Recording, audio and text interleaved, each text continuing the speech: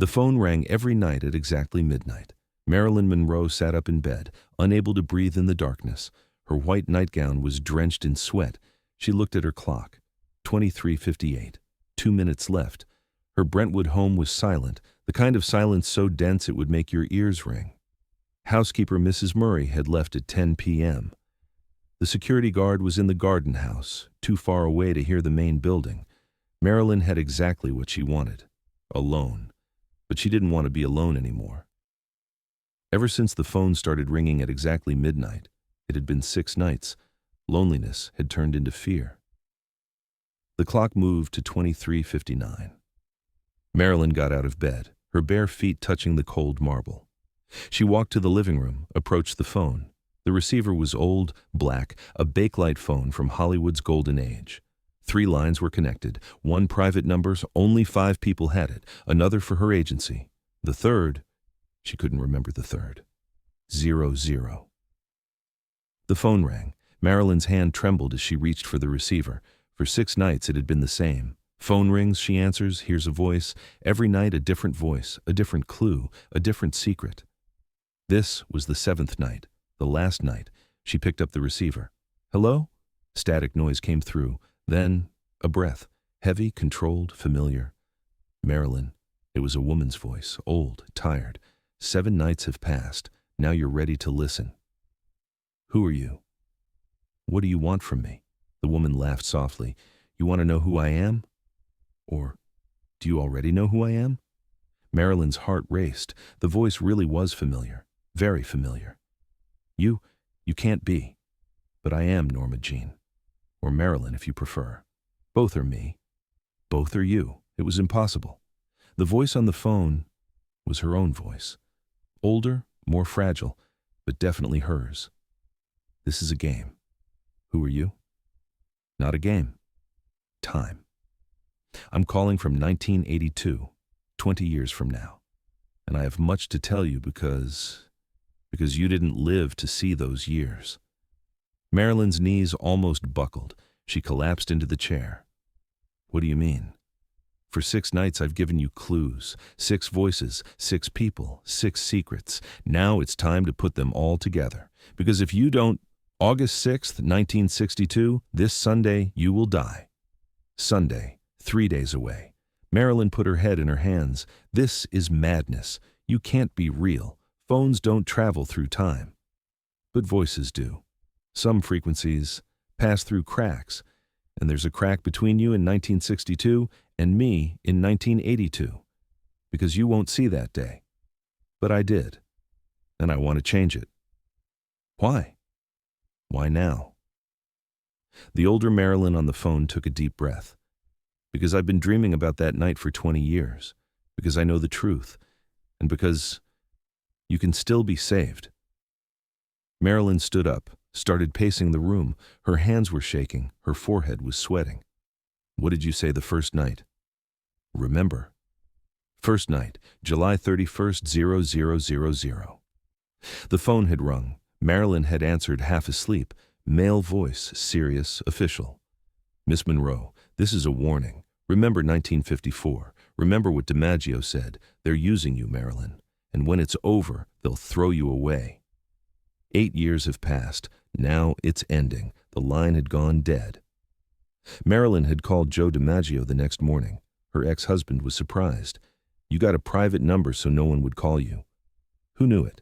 5 people knew. Joe, Peter Lawford, her doctor Ralph Greenson, housekeeper Mrs. Murray, and her agency. Second night, August 1st, 0000, female voice, young, frightened. Marilyn, it's me, patient, Pat Newcomb. Listen, I couldn't tell you, but that night, at Lawford's house, they were planning something. They were listening to you, all your phones, because you know too much.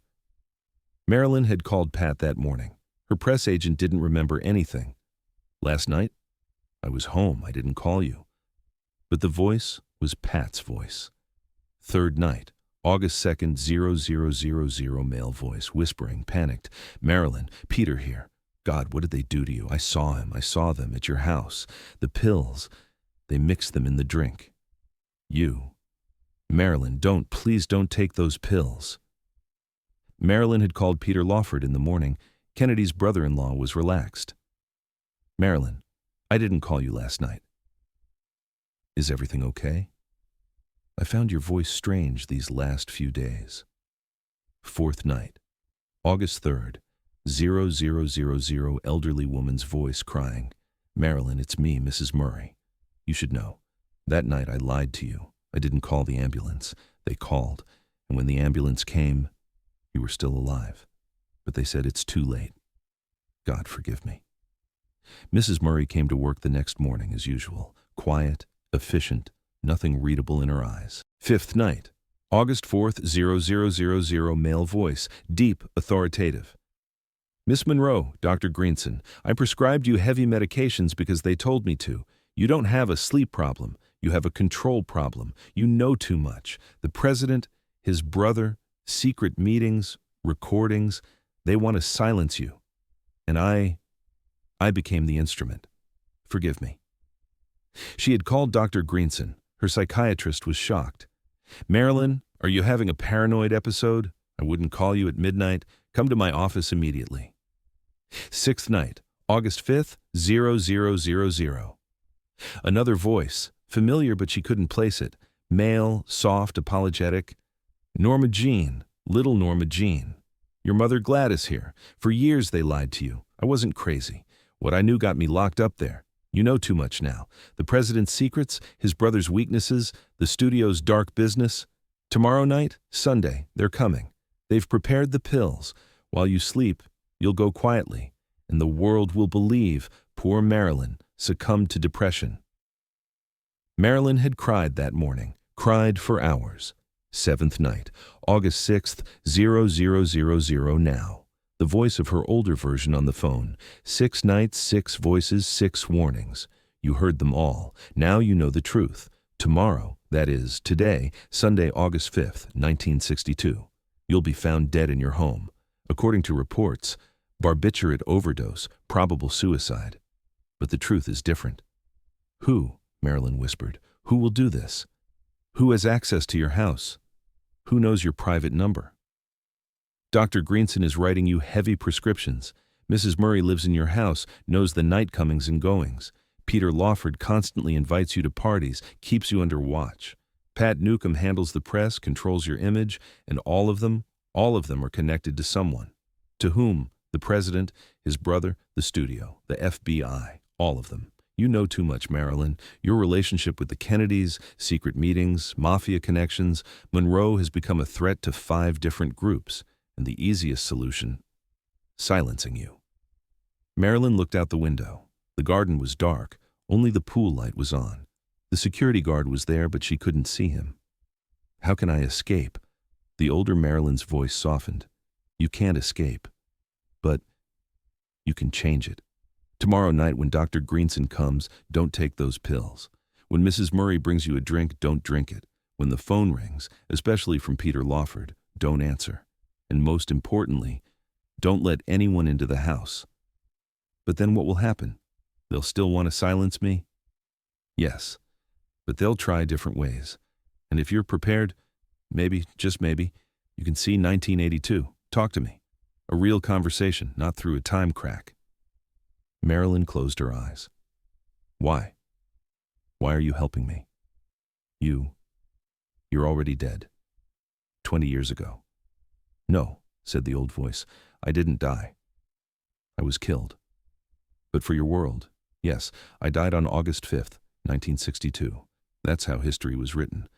But in another timeline, I escaped. I lived. I grew old. And I found this phone crack. A chance to change you. If I escape, what will happen to you?" The static noise increased, the connection weakened. "I don't know. Maybe I'll disappear. Maybe the 2 timelines will merge. Maybe only you will exist. But it doesn't matter. What matters is, you will live." "But how will I be sure? How will I know who to trust?" "Trust no one, only yourself. Tomorrow night at 2000 hours, Peter Lawford will call. He'll say, 'Come, the president is here. Don't go.' At 21:30, Dr. Greenson will come. He'll say, 'Sedative injection. Don't do it.' At 2300 hours, Mrs. Murray will do a final check. She'll say, "I brought your drink. Don't drink it." And at midnight. Midnight what? At midnight, the phone will ring. But it won't be me. It will be someone else, them, to check. They'll say, "Marilyn, is everything okay?" You'll say, "Yes, I'm sleeping," and you'll hang up. Until morning, the connection completely cut off. Hello? Hello? Silence. Marilyn put the receiver back. Her hands were shaking. She looked at the clock. 0014. They had talked for 14 minutes. She went back to the bedroom but couldn't sleep. She sat until morning, thought, planned. August 5th, 1962, Sunday. When Mrs. Murray arrived in the morning, Marilyn was in the kitchen drinking coffee. "Good morning, Miss Monroe. Did you sleep well?" Marilyn looked at her, really looked. What was in Mrs. Murray's eyes? Guilt, fear, or just duty? "I slept very well, Eunice. I don't want to see anyone at home today. I won't be answering the phone either." Mrs. Murray frowned. "But Dr. Greenson was coming tonight. You have your session. I canceled it. But I said I want to be alone today." The day passed slowly. Marilyn tried to read by the pool but couldn't concentrate. At 2000, the phone rang. She didn't answer. At 2015, it rang again. She didn't answer. At 2047, there was a knock at the door. It was Dr. Greenson. "Marilyn, you're not answering the phone." I was worried. "I'm fine, doctor. I just need rest." "Let me examine you. Blood pressure, pulse." "No need." Dr. Greenson opened his bag. "A sedative injection. You'll sleep better." Marilyn stepped back. "No, I don't want an injection." Something changed in the doctor's face. A very brief moment, a hesitation, a calculation. Then he smiled. "Of course, Marilyn. You know best, but you're still using Nembutal, aren't you? You should try to quit." "I am quitting." The doctor left. At 21:30, Peter Lawford called. Marilyn didn't answer. At 22:15, he called again. This time, she answered. "Marilyn." "God, I've been calling for hours. Is everything okay?" "I'm fine, Peter. The president is here. He wants to talk to you. Come, just one drink." "No, Peter, I'm tired. Good night." She hung up. At 2300 hours, Mrs. Murray knocked on her door. "Miss Monroe, I brought your drink, as usual. Warm milk, honey, and your little helper." She held out the glass. It had milk in it, and Marilyn saw white powder residue at the bottom of the glass. Too much. "Thank you, Eunice. Put it on the nightstand. I'll drink it in a moment." Mrs. Murray hesitated. "You should drink it. Don't let it get cold." "In a moment. Promise." The woman left. Marilyn took the glass, went to the bathroom, poured it down the sink. She left the water running, making washing sounds. Then she put the empty glass on the nightstand. She lay down in bed, turned off the light, but didn't sleep. She waited. At 23:45, the hallway creaked. Someone was approaching. Her door opened slightly. Mrs. Murray stuck her head in, looked, saw the glass was empty, nodded, closed the door. Marilyn could hear her heart beating. 00. The phone rang. Marilyn picked up the receiver but didn't speak. She just listened. "Marilyn?" Male voice, not familiar. "Marilyn, are you there?" "We're checking. Is everything okay?" Marilyn's voice trembling. "Yes, I'm sleeping. Good night." She hung up. She didn't sleep until morning. She jumped at every sound, saw someone in every shadow, but no one came. August 6th, 1962, Monday. When the sun rose in the morning, Marilyn was still alive. Mrs. Murray was shocked when she opened the door. "Miss Monroe, you're up." "Yes, Eunice, it was a wonderful night. I had my best sleep." That day, Marilyn called her lawyer. She prepared a new will. She called banks, opened different accounts. She terminated her contract with Pat Newcomb. She hired a new press agent. She told Dr. Greenson she wouldn't be coming, found a new therapist. In the evening, she ate dinner alone. She watched the garden from the window. The security guard was in his usual spot. At night, she went to bed. It was 23:55. She waited for midnight. 00. The phone didn't ring. 00:01. Silence. 00:02. Nothing. Marilyn smiled. Maybe it had changed. Maybe her older version had saved her. But 3 weeks later, on August 23rd, she almost died in a car accident. Her brakes had been cut. In September, on the set of her new film, a stage lamp fell, right where she was standing, if she hadn't moved a second earlier. In October, she received the wrong prescription from her doctor. The pharmacist noticed at the last moment, "This combination would kill you, Miss Monroe." Marilyn understood. They hadn't given up. She had survived August 5th, but the war wasn't over, and the phone never rang again. The older Marilyn never called again.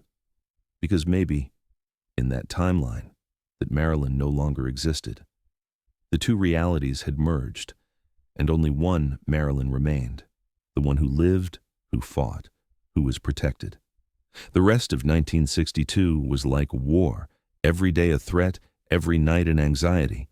But Marilyn lived. She saw 1963, she saw 1964, and one midnight in 1982 at age 60, in a modest house, an elderly woman reached for the phone. She dialed a very old, very complicated, very meaningless number. She called the time crack and heard a young voice. "Hello?" The older Marilyn smiled with tears. "Marilyn, 7 nights have passed. Now you're ready to listen." The loop had begun. Time was a closed circle, and Marilyn Monroe was living in two places at once, forever, calling herself to save herself. The end.